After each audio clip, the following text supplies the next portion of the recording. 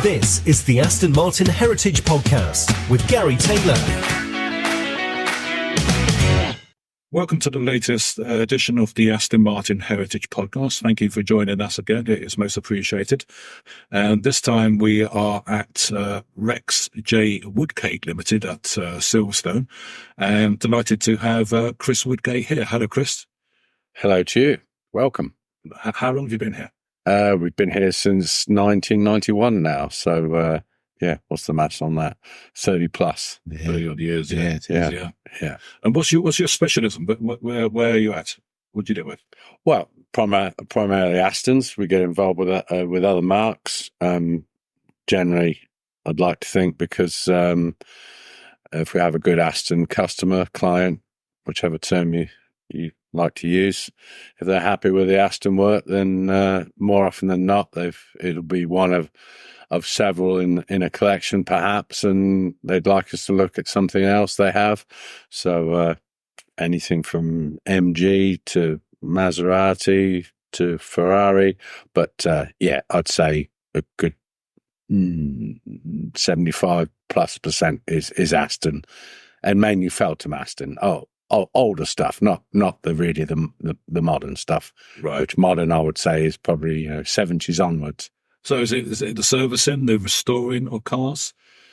Servicing, restoration, race preparation, from bare chassis right the way through, and we can manage the whole shebang. We don't paint, we don't trim, we don't panel beat, but pretty much everything else we do in-house. I think we're more towards the racing stuff. It just sort of highlights some of the work and gets a bit more challenging with development, and it's a bit more exciting to me.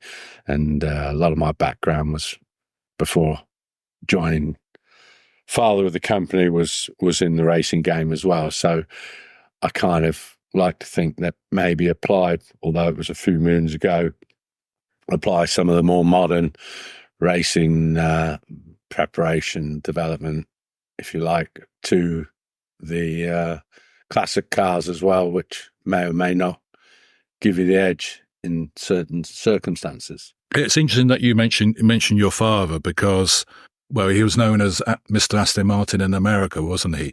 Wasn't he, Steve? Can you pick up on that? Yeah, absolutely. I mean, if ever there was a title, then that deserves to stay with Rex Woodgate, Mr Aston Martin, as he was known throughout the world, and particularly in America. And I know lots of American listeners will be nodding at this point, and they'll be thinking back to all sorts of stuff they've done with Rex over the years. So yeah, the word legend's overused, isn't it? But he was a legend, and Chris is a legend as well. So It's so lovely. It's so lovely I love coming to this to come and see Chris, and I was just thinking, when you walk in and you see the way the workshop is, it's a kind of movie maker's dream. If you see one of these period racing films, people would spend a lot of time to try and make it look like this, but this isn't fake. This is the real deal. The things hanging on the wall have been there since they were won and collected over the years, and it's the real thing. And this is for me, you walk in here and you're almost transported back to the days of the Feltham cars where Rex was working on them. And that's why the business, I'm sure Chris will explain, has evolved that way. But that's fabulous. And to see Chris keeping the whole thing going, it's just brilliant. Absolutely brilliant. Can you tell us, Chris, something more about Rex? He was born in 1926, and when I did a little bit of research, I think he was one of what they called one of the Bevan boys. He was down the coal mines appointed. Yeah, as a sort of 6 foot tour, you think not a great choice, really. You'd sooner put him on the front line, wouldn't you? Battering the Hun than shoved down a Welsh mine somewhere at 3 foot high or whatever else. Dad had a brother who was RAF, and he died at 20. So just, last couple of days, my daughter sat enthralled reading his diary. Yeah, I think historically, if I remember rightly, it was a kind of like a lottery type selection, wasn't it? You would just, very much at that point in the war, they didn't need, quite frankly, as many soldiers as they did at other points in the war. So, but what they did need was coal. No coal, no fuel, no sort of power. So people were just randomly selected. And as you say, a 6'2" individual down a mine that's 3 foot high is clearly not going to be much fun. No. And I think I would have rather took my chances with a rifle out in the front line than do that. And as I'm sure Rex probably felt the same way. But yeah, it's a bit of history, isn't it? It's another bit of unknown history for a lot of people. So Google it if you don't know what it is and find out all about it. Well, unfortunately, it looks like he suffered an injury down the coal mine, and I think he had to leave, and then came as a mechanic at someone called Thompson and Taylor, and they built rally cars and world sports cars and raced at Brooklands or something like that. I think they were involved with that, and again, a conversation I had fairly recently, and I think they were involved with some of the record breakers and also possibly the aircraft industry. But I'm a bit vague on that, I'm afraid. Right. Yeah, that's a long time ago. Bell, I seem to remember. Yeah. Something like that. Yeah. And of course, Brooklands all the way around that area where businesses doing, everything from car preparation to, like you say, aeroplane parts and sometimes both. So yeah, it makes sense, doesn't it, really? There was a big crossover, wasn't there, between particularly the, competition cars and the aero industry. And we see that right through Aston's. Yeah. A lot of stuff that we've had to source, and you go to aircraft spare companies because that's where the quality was. Whether it be a light or a switch or a bulb holder or thinking of those else. Fuel taps, which are exactly airplane, that. Aren't they? Yeah. Which spookily they were attached with big Aston name John Wire, and if you look at a original GT40 and look over the driver's right shoulder, you'll see an identical fuel tap on a GT40 as you'll see on a DB3S or R1 or R2. Yeah. So that's something he probably, sourced and reliable. Exactly. And really well made, right? Through his other well-engineered attachments. Yeah, I mean, I think that's another thing most people don't realise is that, when you've got a country at war and it gears up to make things, it gathers momentum, and you end up with towards the end of a conflict, you end up with more than you need. So you end up with surplus. It would be a huge surplus. And it would have been, right, we need a tap or a switch. Well, nip down the army surplus store and buy some then. Exactly. So, and there'd have been everywhere around Feltham, and there'd been so much stuff available for next to nothing, including tins of paint. I know some of our paint allegedly was ex-MOD paint, in the early days. So it all makes sense, doesn't it, really? Sure.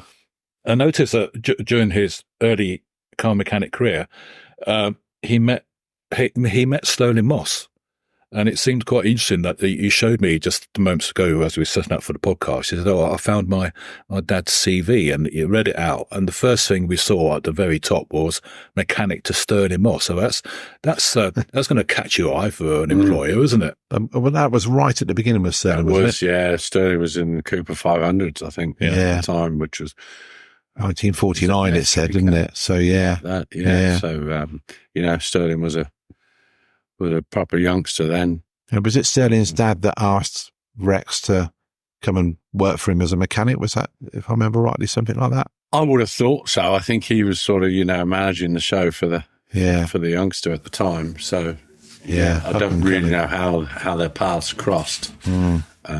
But certainly, certainly a nice thing to have happened, isn't it? It was pretty amazing for both of them, I guess. And obviously their paths crossed throughout, the Aston relationship. And then that led Rex to then come and work for Aston Martin itself. Is that right? Yeah, there were a few other sort of bumps in the road, a few other appointments. One I spoke to was a great guy around the corner, a super duper fella, Jaguar specialist, is not dissimilar position to Rex. John Pearson, who has sons Garry and John Pearson. Garry, phenomenal driver, phenomenal preparer of Jaguars, amongst other things. And I was only speaking to his dad, John, the other day, John Senior, and he'd seen a picture somewhere of Rex in a Ferrari. And I said, well, that can only be when he worked for Leslie Hawthorne at TT Motors, which was, of course, Mike Hawthorne's father. And wow. And I tied that up when I looked at the CV the other day, because it said, look, compared Ferraris, and then in brackets, we beat the works cars. So he obviously did a decent job of it. Yeah. Bless him. Wow. So yeah, there was an involvement there, TT Garage, reasonable involvement, I believe, at HWM's. That was the kind of beginning of his Aston journey. Yeah. So when we've talked in previous podcasts about Feltham, for many of us, none of us really fully understood what Feltham really meant for Aston Martin. But post-war, that's where the company had moved to Hanworth Air Park. And at Hanworth Air Park was initially the production building for DB2, but also significantly it was where engineering and racing were based. Yeah. And that's where your dad worked, isn't it, in the racing side of it? And sure, yeah, involved with the racing department, and also, racing was seasonal, and exactly the same situation I was with many years later when I was at Van Diemen's, who worked for the racing department. When the racing department's off season, you go into production. Yeah. So Rex went into production, and he was responsible for majority builds of the production DB3Ss. Such a huge part of what he did and what we do. And as we discussed earlier, whilst drooling over a lovely example in the workshop, to me, it's the ultimate Aston in appearance and performance. And those cars are the cars that he built originally, basically. Indeed, yeah. Of which, I haven't been through the register and counted them, but I'd say I wouldn't be surprised if we had 50% of them through the workshop one way or another. It's pretty amazing, isn't it? Very, very fortunate. They're just such wonderful cars. And cars you can say as a family you've known from new. A lot of them, 70 years, basically, between yourself and Rex. It's pretty amazing, isn't it? Yeah. So 31 of them. Yeah. And they're, the most iconic models of our history books, really. And then, of course, you've got the cars that followed DBR1 and even DBR4 and the other DBR2 and DBR3. They're all amazing cars, aren't they? And that's the cars we're talking about, isn't it? That's what your dad built. When they started to talk about and the sort of publicity, I think the big phrase then was we'll race on Sunday and sell on Monday. The 3S was a big part of that. And of course, there was an awful lot of them racing, both works and privately owned cars in the 50s. So, an iconic picture on a poster. And then, of course, when it came to the R1, which was so elegant, and of course the victory at Le Mans was a massive booster for that. And then, of course, it went, that's, as you say, when people think Aston, you think R1, and everybody's David Brown sat on the wing and Carl Shelby, and it's I always try it's stuck in your memory, isn't it? Exactly, and other brands have won Le Mans more times than we have, but it's the way it was done and against all odds, wasn't it? We were a very different setup to the bigger names or the other big names that turned up with big purpose-built trucks and transporters. And with Aston, there was always that kind of underdog and British bulldog spirit, wasn't it? So there'd be a bunch of second-hand vehicles painted dark green that all turn up, and everybody mucked in. The drivers and the mechanics were all sort of friends, etc.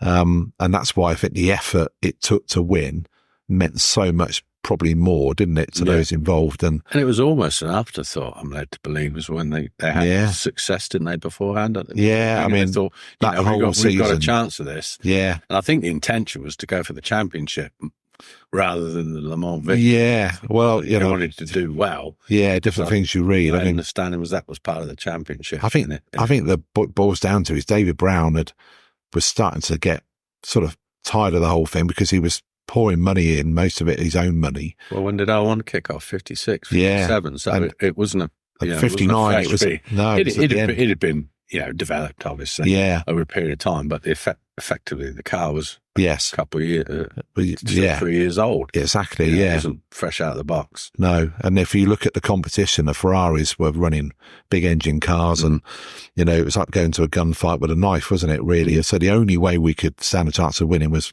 really the tactics and good teamwork, and obviously the cars being bang on. But to think that Rex was part of it, and just amazing. It doesn't get any better than that. Yeah, that was a real sort of the tortoise and the hare job, wasn't it? Yeah. Sent Sterling out. Yeah, give to wear them full out. beans, knowing that the car was likely to break, but drag the other ones with him and break them as well. Yeah, it's incredible. It went absolutely to plan. Yeah.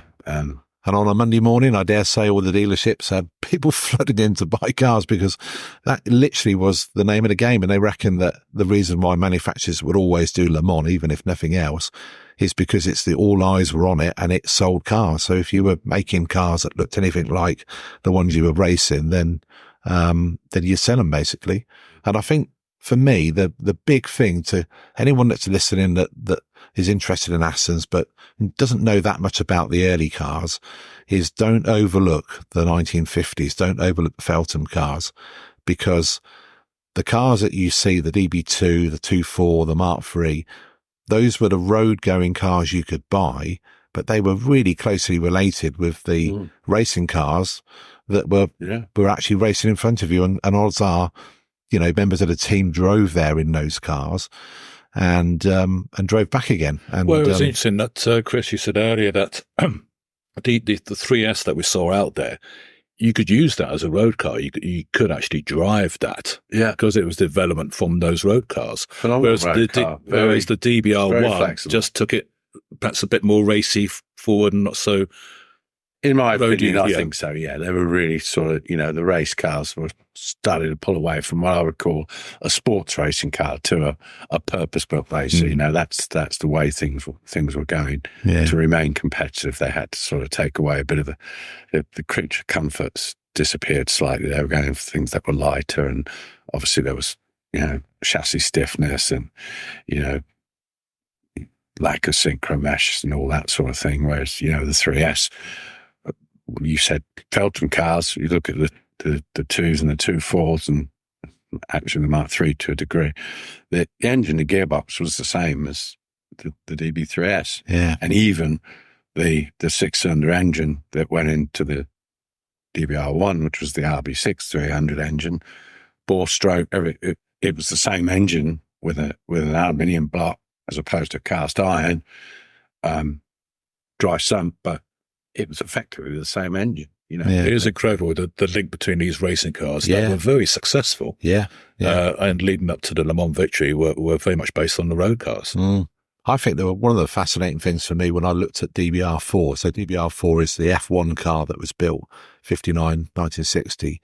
And when I read into the story, that some of the components were sort of loosely based on what they were engineering for the road cars and the track cars. So basically certain bits of those cars you'd find in the road-going customer cars and the sports cars and effectively F1 cars. I mean, that's pretty amazing stuff, isn't it, really? Stuff did cross out. You could line all three cars up and there'd be bits that were similar. I've got pictures somewhere, Nassau Speed Week in the Bahamas, and there's a picture of Rex and a couple of chums with their heads underneath a Mark III, which was clearly in the public car park. Yeah. And the Mark III we discussed earlier, which was the car that still belongs to the Gross family. John Gross, who sadly died, which belonged to his father, which my dad looked after in Sebring and at Nassau in 57, 58. And they were pilfering stuff off a road car in the car park because clearly they'd broken something on track. Can we borrow you a bit for a minute? When you say stuff crosses over, it really did. That is the case. Yeah. So anyone jumped in it without, I'm sure the customer would have known who owned it. But yeah, it is amazing to think you could do that, isn't it? And the other story I'd heard as well was the Mark III grille was developed for the DB3S grille. So the DB3S grille came first, and then that inspired the guys at Feltham to give the car a nose job, and that's what led to the Mark III looking the way it does. I met a chap a few years back, and he was a retired Feltham draftsman, and he was a junior draftsman, and apparently they had a competition in the office to make up a drawing for a suggestion for a new front end, and he put his in, and apparently that was the one that they pulled out the heap and said, that's the one we're going to go with. So whether that's true. Was that the Mark III or was that the Mark DB12? Yeah, the Mark III. Yeah, I dare say the DB as well was we looked on Google Images and looked at all the greatest hits. But to be fair, that we, in a funny kind of way, that's what we do. We do look back at the past and we look for ideas and then we modernise them and tweak them and, we don't copy them, but they inspire them. If you squint, you might just pick up, there's a little bit of, rear haunch or grill or something that just a little nod. Just gives you a little kickback. Yeah. But yeah, what a story, isn't it? Amazing. And then, of course, Rex then ended up in America, didn't he? So he went from the factory, ended up going to America to effectively set up what became Aston Martin North America. Well, he was over there with the racing department first. I'm fairly certain what instigated that was the DVR2s couldn't run here because of the engine size. They'd put a capacity restriction on the sports cars. So they thought it might be an idea, whether this was the sort of first bit of promotion of the brand in the US. He took an R2 over, which they raced in the Sports Car Championship. And then your dad ended up being asked to go and live there and move you guys out there. And the story was he went over in 58 for 6 months. Got involved. There was I think I'm right saying the dealership who he tied up there was in New York. I've got it written down as JS Inskips. That's it. JS Inskips. That's right. Yeah. So there was a connection there. Aston's, I guess, just followed up with their sort of promotion of the brand to the point where they said, we need someone, doing this properly, importer, distributor, call it what you will. Because I think there was a number of independent importers over there, and I think Rex suggested, I guess, bringing it. We wanted to we need to bring it all together to get control over it. I mean, I interviewed Rex a few years back, and it was amazing to hear the story. And he said, he'd get a phone call from somebody, and somebody would phone up and say, I want to buy an Aston Martin. And the first question was, well, where do you live? And it'd be Pennsylvania or somewhere, wherever it was.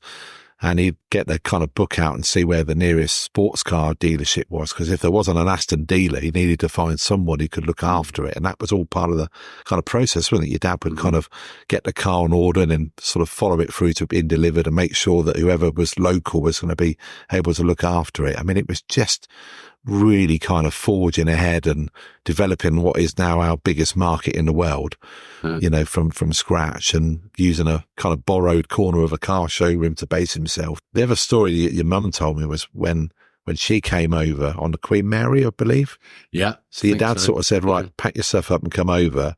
And she kind of literally put all her trunks and things onto the Queen Mary, and then he met her at the other end. Trunk in the workshop. I thought I spotted it earlier. I wondered if that was Cunard label on it. Yeah, that's amazing. I mean, that's a piece of history in itself, isn't it? Yeah. And he told me that he had the right size for shipping a cylinder head.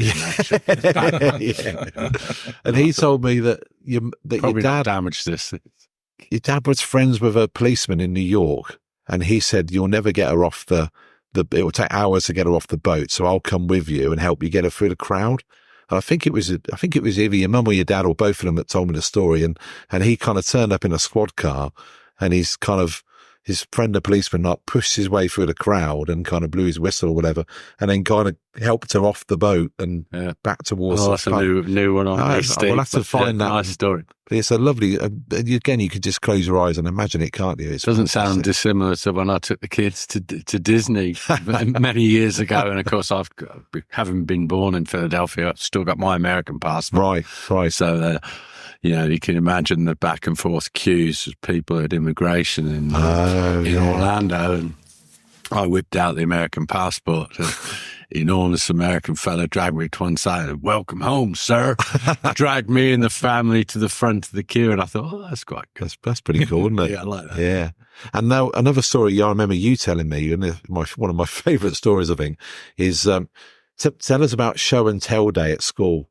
Oh, yeah. Well, it's broadcastable. Oh, yeah, it's broadcastable. I think your words to me were most kids bring a rabbit in or something, So I think your friend rabbit or rabbit's foot or a rabbit if they were really showing off. They're really showing off. So, the sort of thing, you're at school, the teacher says, right, everybody bring something in from home tomorrow and tell us a story about it. Yeah. And what did your dad bring in? Well, he bought the DB5 James Bond car. Yeah, the Goldfinger car. That was in the playground. Yeah, that was it. From Marple Newtown, junior high, elementary school, junior high school. It was actually for my brother, not for me. So okay, I can't take all. But this is in America, then, is it? In America, yeah. Brother was born there as well. He was born in New York, but we were at school in the Philadelphia area. And it happened to be a time when one of the bomb cars, because there was a few of them filming, etc. And, in a way, in this conversation already, we've already talked about two of the biggest things in our entire history, the cars that won Le Mans and all the racing success before and after. And then James Bond. I mean, they're literally the two biggest things in the history. Well, it's interesting. If you had to define key moments in Aston Martin history, I think you would always say Le Mans racing, winning Le Mans, and James Bond. Definitely. Yeah. And that's in the middle of all of it. Your family, your father was in the thick of it. And at that point, selling brand new DB5s. I mean, that was literally what you were doing, wasn't it? It was selling DB5s, and then of course all the struggles. But later on in the 70s, we're trying to get the DBS and the DBS V8 in because of the emission hoops he had to jump through. And I mean, and even coming up, but he told me that he kept writing to the factory and saying we need wood veneer dashboards like a Rolls Royce has, and we need a convertible. And they kept sort of rejecting it. And then eventually he got so frustrated, he got a local artist and basically drew a picture of a car without a roof. Sketches. I mean, it's just amazing, isn't it? And then they did listen to him, and we came out with the V8 Volante and the Oscar India updates that included a wood dashboard. That was the market. They wanted to break into the They wanted a convertible one. And they give them a convertible one. Rex knew what they wanted. Amazing. Absolutely amazing. And he was called like Mr Aston Martin in America because he was 6'2", will you say he was? Yeah. 6'2". The Terry Thomas moustache, was it? Or big handlebar moustache. Very much an Englishman. The reason it was called Mr Aston Martin was because anybody that owned an Aston Martin or was interested in would know Rex, because he was the contact with the outside world in America, wasn't he? He was the face of Aston Martin. I got the impression that he was, kind of personally involved with most of the owners, if you like, which fair. To see an Aston over there was quite a rare thing. As I was a youngster growing up, it's, you'd see one and it was a big celebration. I saw an advert in your workshop. It was an American advert, and they really promoted the hand built side of things, didn't they? That was the big thing, the perfect machine built by hand. I tell you something, Chris. I mean, we had a look round there. I think if money's ever tight for you, you could open this place up, open it up as a museum and charge admission, because you go around and there's stuff everywhere. Isn't it? It really is. It's amazing. I saw that poster up there for the American V8s. I mean, I think I know the one, the hand built, proud Englishman. That's it. I think that went in the Wall Street Journal. New York Times. Serious stuff, isn't it? Not sure if bowl hats scouring about the place would sit well with me, but we're not big on self promotion. We just kind of let the job speak for itself here. We don't really advertise as a rule, and if people do come in and go, oh God, didn't know all this was here. Well, that's the objective. That's the idea. People that know. I always think, right. The people that matter, no. Right. Yeah. And so we don't have to crow. No, and we're talking your specialist thing, obviously the race cars, of which even if you add them all together, there aren't that many, because there never were that many in the first place. But if you've got one, they will know you or know of you, and when the cars change hands, they often still come back to you because the new owner follows it. That's a really nice thing that I'm sort of super proud of. Him saying not crowing. Yeah.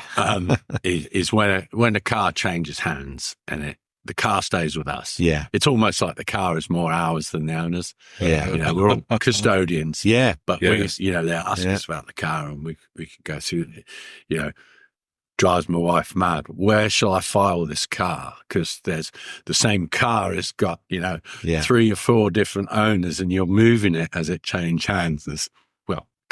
Do it with the car. The car's the star.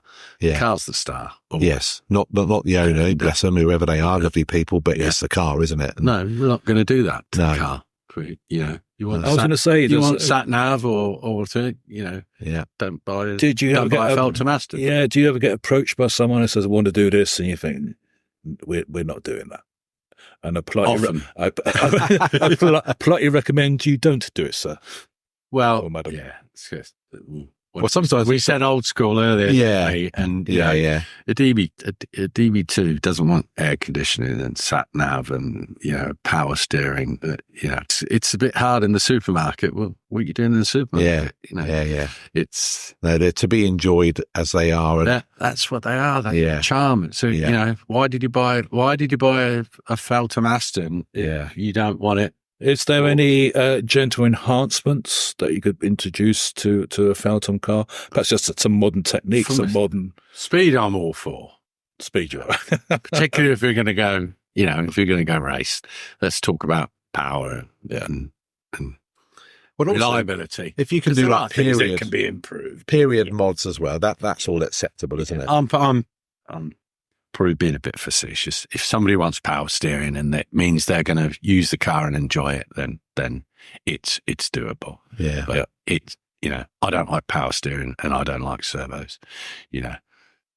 Do some weights and push the pedal a bit harder. That's me.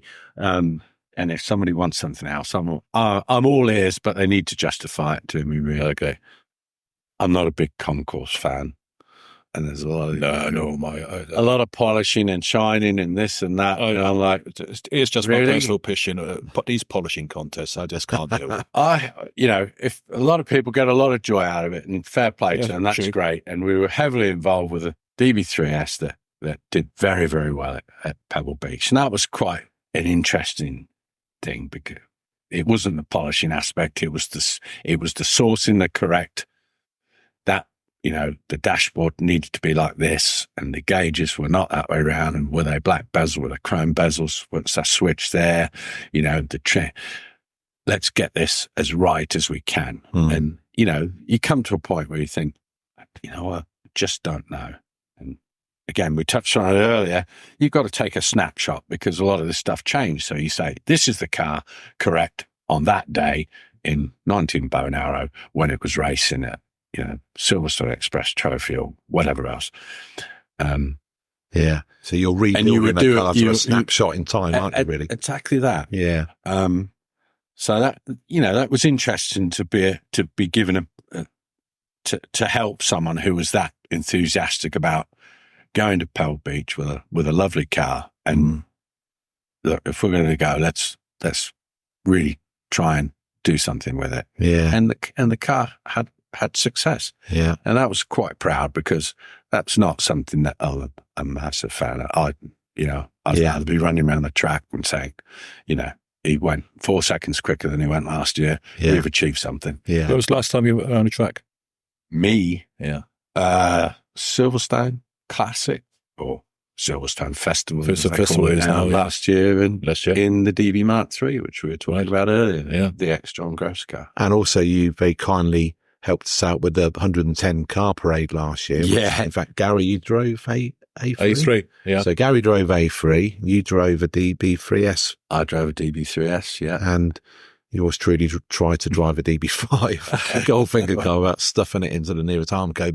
But yeah, so all three of us were there on that one. But yeah, I mean, that was both of you actually, I think, got much better deal than I had because they were proper sort of iconic original cars. I was very fortunate to be in a very nice continuation car, which is also arguably iconic as well. But yeah, it's a good day. That was a bit hot, wasn't it? But it was very toasty. I think it was one of the hottest days of the year because because the next day it was like shut down the rain, didn't it? It did. Yeah, it did, didn't it? Yeah. It was the day before. So it was on the practice day, wasn't it? Friday before the. That's right. Before the qualifying day of the British Grand Prix. To drive around the circuit in an absolutely wonderful car.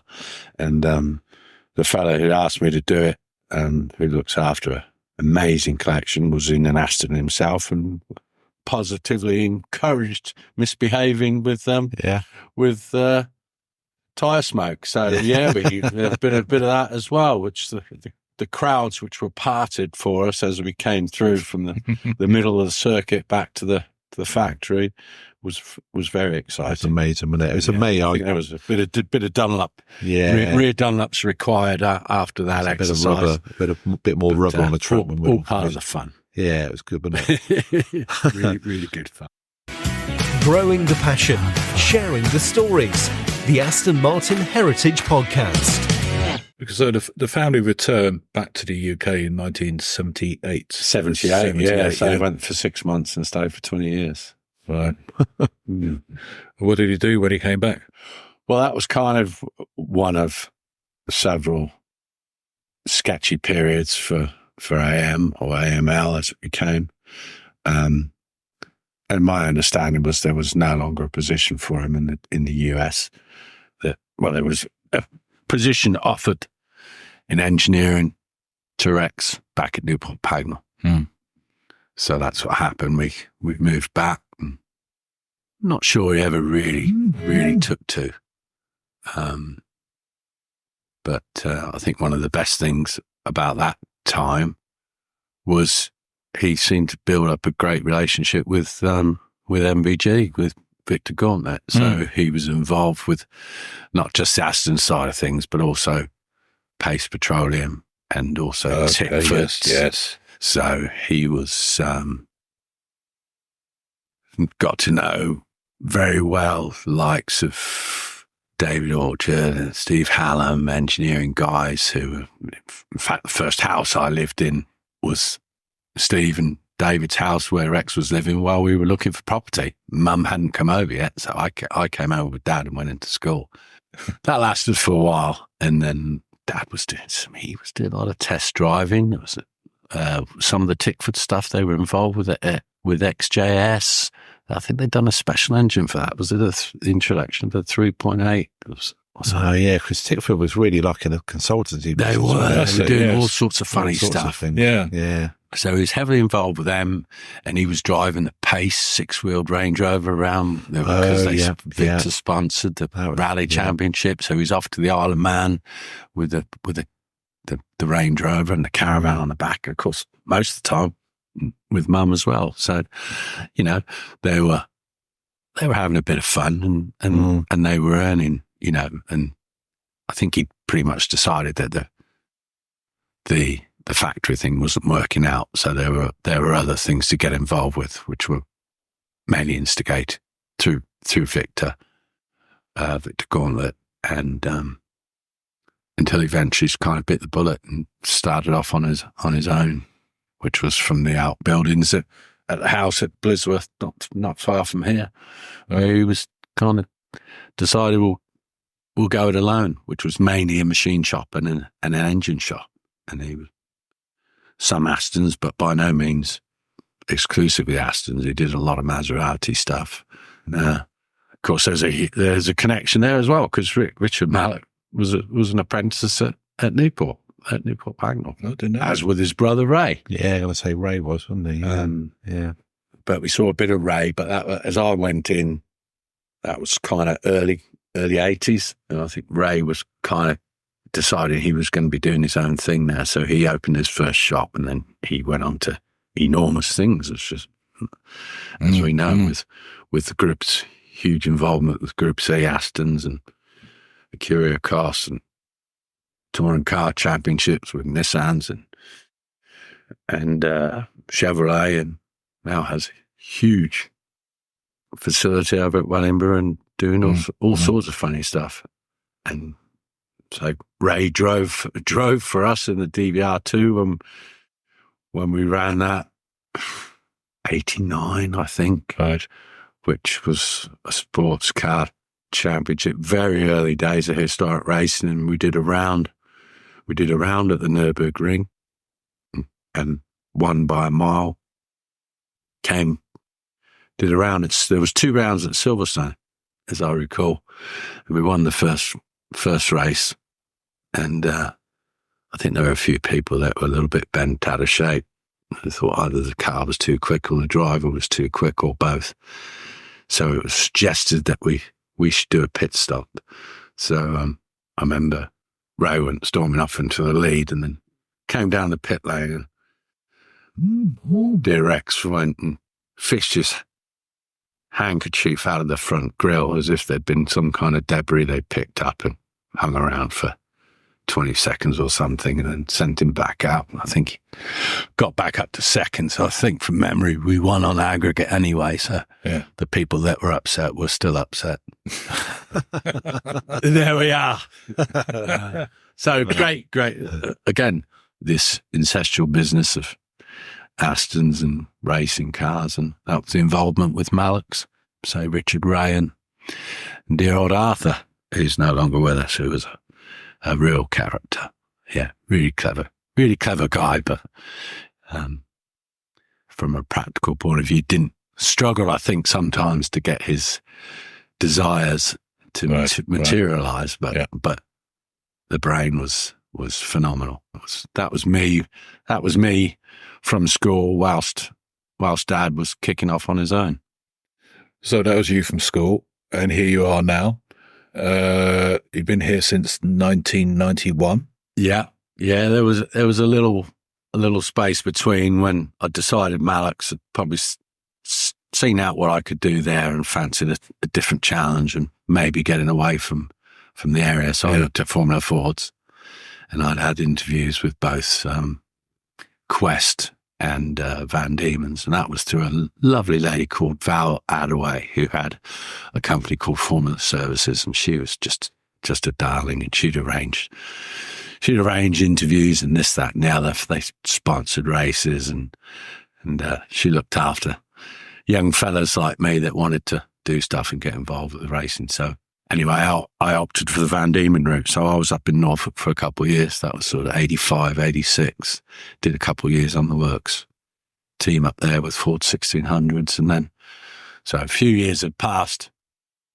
Dad was getting more and more inquiries about work, both engine work and also chassis work, which he was beginning to sub out and wasn't necessarily happy with what he was getting back from the chassis people, because there wasn't the facility to do chassis work from home. It was the engines and machine shop. Was this all done under the Rex J.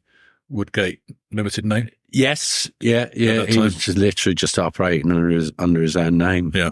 So he suggested we were on much better terms at that point. A couple of years had passed, and he thought it might be a good idea. Did I want to come back and get involved with something? So, that's what I did. And that's when we got the first unit, which was not this one here. We had one actually at the road behind, which was a lot smaller, which we did purely for chassis work. So that was 88, 89. I'd say we went in there.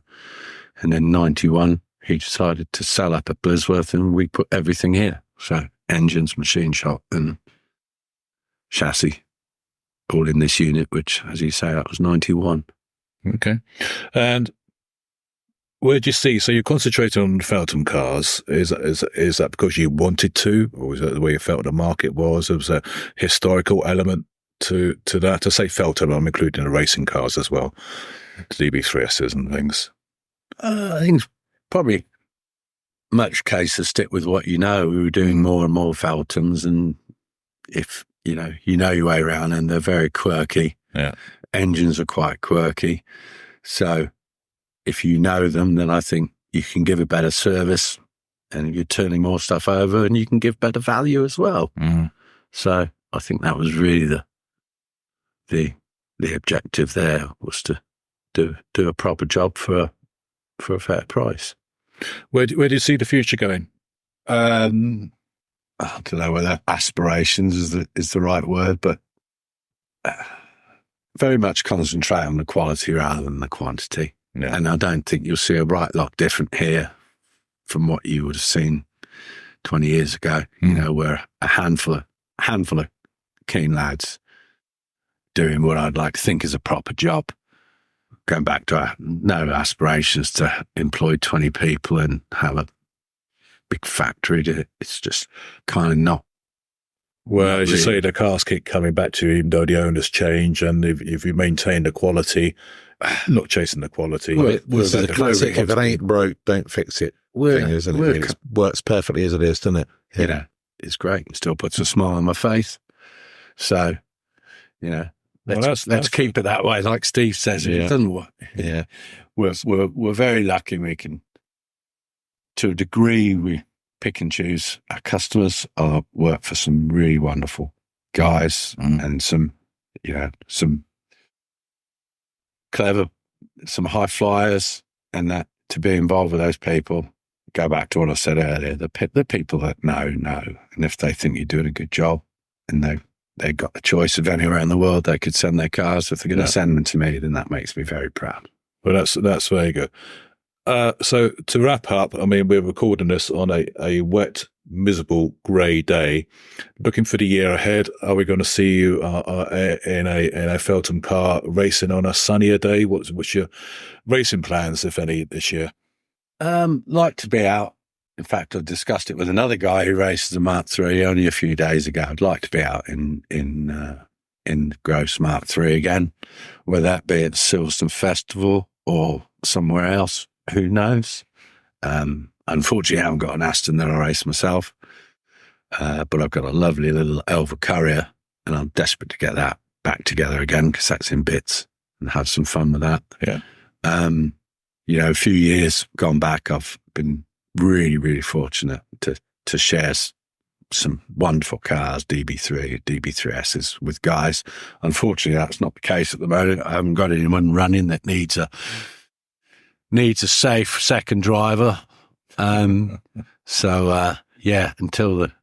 the ticket comes in and I can buy a 3S for myself, then that's not going to happen. I'll stick with my little Elva, all right, or indeed my Mallet, because I got a little Mallet as well. But that's right. that's something that needs a bit more care with, because it weighs nothing and it's got a little Ford twin cam in it, so that's quite a rapid. Sounds quite fun. It's fun, but last time I went out in the wet, I did scare myself a little bit. Maybe I'm getting a bit too old for it. I need some brave pills. well, stay intact, because I think they need you here, don't they, to run this brilliant business. I think we'll wrap up the podcast here now. Chris, thank you very much for your reflections and insight. I much appreciate your time. Thank you. No, it's been great fun. And Steve, thank you for your input as well. It's my pleasure to be Great here. to see Steve, as always. Puts a smile on my face when they walk in here every time. So yeah, it's lovely to see Chris. You're both welcome anytime. Thank you very much. Thank you. Yeah. Thank you. Discover more about the story of Aston Martin, the cars, the people, the history with the Aston Martin Heritage Trust. You're always welcome to visit us at our museum in Oxfordshire, so find out more via amht.org.uk.